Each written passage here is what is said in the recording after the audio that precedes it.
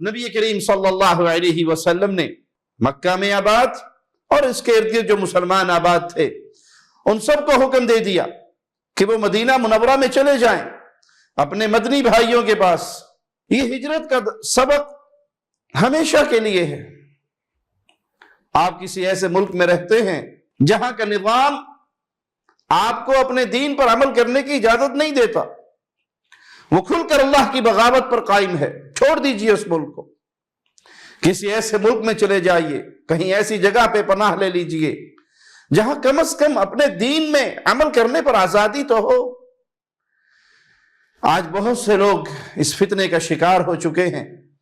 وہ اپنے ملکوں سے رزق کی تلاش میں نکلتے ہیں اور کفار کے ملکوں میں فیملیوں کے ساتھ ڈیرے لگا لیتے ہیں کہ ان کے مدارس میں، ان کے سکولوں میں ان کو لواطت، جنسی بے راہ روی، بے حیائی اور بالکل مادر پدر آزاد ایک شہری بنایا جائے جس کے ذہن میں دور تک بھی کوئی حلال و حرام کا تصور نہ ہو، دین اور اسلام کا تصور نہ ہو۔ تو ان بچوں کو اس بگاڑ کی انتہائی حد تک پہنچانے میں مجرم یہ ماں باپ بھی ہیں، جو صرف معاشرتی مسائل کے حل کے لیے وہاں گئے اور بھول گئے کہ ہم دیار کفر میں گئے ہیں، بھول گئے کہ ہم کفار کی نرسری بن چکے ہیں۔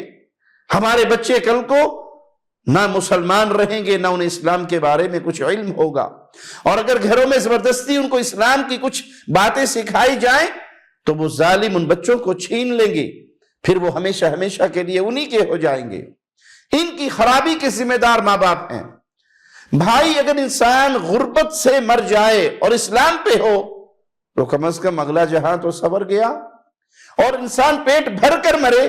لیکن وہ اسلام سے محروم ہو چکا ہو